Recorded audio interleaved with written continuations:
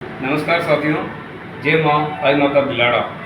हम आज पहुँचे हैं माँ के दरबार आई माता बिलाड़ा और हमारे साथ में यहाँ के मंदिर के पुजारी श्री महेंद्र जी दसाना साहब खड़े हैं।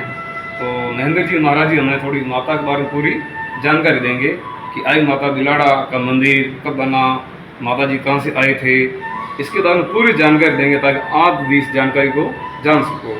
तो महाराज जी आपके स्वरों में थोड़ी जानकारी हमें प्रदान करें। बोलिए आई माता की जय हो। आई माता जी का छोटी छोटी अवतार हुआ था 1472 में गुजरात के अंबापुर में, और वहाँ से माता जी अपनी बाल लीलाएँ करते हुए नारलई पधारे। वहाँ पर माता जी ने बहुत सारी बाल लीलाएँ की और बाल लीलाओं के बाद में माता जी नारलई पधारे। नारलई अपने साथ में बेल लेकर आए माता जी, एक बेलिया साथ में था, उस पर ही माता जी का नित्य उपयोगी सामग्री रहती थी। माता जी की पुस्तकें सब साथ में रहती थी। कहीं तो रास्ते में माता जी युवा अवस्था में हो जाते, कहीं बुजुर्ग अवस्था में हो जाते, ऐसे चलते चलते आ जाते थे। कहीं रास्ते में बेल को शेर बना लेते थे, कुछ ऐसे चलते चलते नारलई पधारे। और नारलई पधारे तो माता जी ने शाम के समय नारलई पधारे, तो नारलई में मंदिर दर्शन के लिए जेकल जी के ऊपर दर्शन करने के लिए जा रहे थे। तो रास्ते में पुजारी आरती करके नीचे लौट रहा था, तो पुजारी ने कहा कि मंदिर अभी नहीं खुलेगा, आप में शक्ति हो, ताकत हो, आप जाके देख लो। माता जी ने ऊपर गए और अपनी जो छड़ी थी, वो छड़ी दिख रही है, छड़ी हाथ में थी माता जी के। तो माता जी ने छड़ी से थोड़ा सा यूँ इशारा किया तो ताला टूट गया, दरवाज़ा खुल गया, और जो वहाँ पर पत्थर शिला थी वो शिला पूरी पीछे खिसक गई, पीछे खिसक गई। और वहाँ पर एक ऐसा दृश्य बन गया कि पूरे पहाड़ तोते बन गए। और माता जी ने वहाँ पर दीप जलाकर पूजा पाठ किया, ध्यान साधना की, और वहाँ से आगे बढ़े माता जी डायलाना आए। डायलाना आए माता जी, डायलाना में दोपहरी का समय था, किसानों के साथ माता जी मिल बैठकर बातचीत कर रहे थे। तो माता जी ने कहा, भाई मेरे लिए, मेरे बेले को पानी पिला लाइए आप, और मेरे लिए छाया कर दीजिए। तो उन्होंने अपने हल खड़े करके माता जी के लिए छाया कर दी और बेलियों को पानी पिलाने गए। बेलियों को पानी पिला के लाए तो वापस आकर देखते हैं तो वहाँ पर बड़ प्रकट किया, बड़ प्रकट था। माता जी ने जब तक वो बड़ प्रकट कर दिया, तो माता जी ने संदेश दिया कि इतनी भरी जेठ की दोपहरी में भी माता जी ने बड़ प्रकट किया। और बड़ प्रकट करने के बाद वहाँ माता जी ने किसानों को आशीर्वाद दिया और वहाँ से रवानगी हुए, आए भैसाना। भैसाना के बाद माता जी आगे शहबाज आए, शहबाज होते हुए सोजत, सोजत से बिलावाद, बिलावाद से माता जी जीजीपाल आए। यहाँ से लगभग 7 किलोमीटर दूर है जीजीपाल। वहाँ पर आकर माता जी, बारिश का समय था कि सब बारिश ज़्यादा हो रही थी, तालाब फूट रहा था। तो माता जी को कहा, माता जी हमारे आप रक्षा कीजिए, तालाब फूट रहा है तो आप कुछ न कुछ कीजिए। तो माता जी ने अपनी मोजरी ऊँची की, उसके अंदर जो धूल थी वो इतने कि पूरी पाल उसकी बन गई, ताकि किसानों के लिए साल भर के लिए पानी सुरक्षित हो जाए। फिर वहाँ माता जी ने विक्रम संवत 1521 को यहाँ पधारे बिलाड़ के, 21 को सवेरे पधारे और 21 को आए माता जी। जानो जी के एक परिवार था, छोटा गरीब परिवार था। यहाँ पर आकर माता जी ने उनको कहा कि भाई मुझे कुछ समय रुकने के लिए स्थान दीजिएगा। तो माता जी वहीं रुके और एक छोटी सी झोपड़ी माता जी ने बनाई, जिसके अंदर माता जी रहते थे।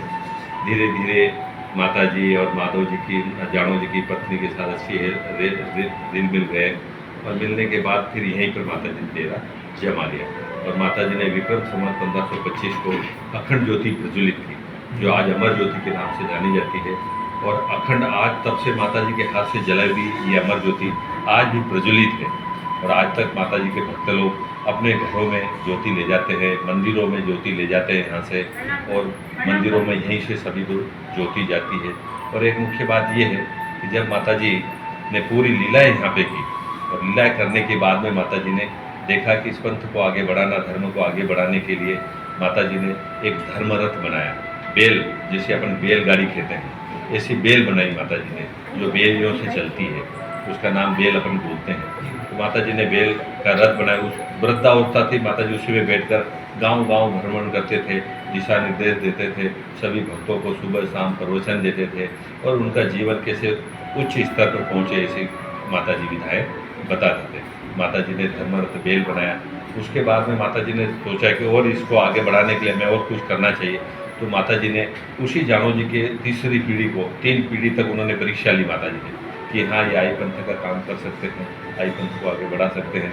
तो माता जी ने उस तीसरी पीढ़ी के गोविंद दास जी को अपने गादी पर बिठाकर तिलक कर उनको माता जी ने आशीर्वाद दिया कि आज से आप आई पंथ के दीवान कहलाओगे। तो आज भी वो 19 पीढ़ी चल रही है, 19 पीढ़ी चल रही है, तो वो काम कर रही है अपना। उसके बाद माता जी ने देखा कि अब मेरे पास बेल भी हो गया, मंदिर बडेर भी हो गई, अब इनकी पूजा के लिए भ्रमण करते हुए माता जी कोटड़ी गांव गए। कोटड़ी गांव में गए तो वहाँ पर रूपगिरी जी महाराज थे। रूपगिरी महाराज से चर्चा हुई, उन चर्चा होने के बाद उन्होंने उनके पास से 2 चेले लिए, शिष्य लिए, और शिष्य को लिया जिनका नाम था रूपगिरी और केशवगिरी। 2 बाबाओं को लिया, एक को बडेर में रखा, एक को माता जी की बेल के साथ में। वो माता जी का रथ आज भी, जैसे माता जी घूमती थी ना, आज भी वो रथ हर साल में एक बार उस गाँव में भ्रमण करता है। हाँ, हर साल चलता रहता है। और माता जी के तो 2 हमारे जैसे हम भी माता जी के उस दीक्षा के अनुरूप हमने दीक्षा ली है और हमने बाबा बने हैं। तो माता जी के अनुसार बाबा बने। बडेर में है एक बाबा जो आप देखे हैं, वो बेल के साथ। ऐसे माता जी ने इस व्यवस्था को और आगे बढ़ाने के लिए अब देखा कि हमारी व्यवस्था गांव-गांव तक कैसे पहुंचे, गांव की व्यवस्था कैसे रहे। तो गांव में माता जी ने फिर कोटवाल बनाया, जमादारी बनाए और फुट से पंच लिए ताकि गांव की व्यवस्था सुदृढ़ रहे।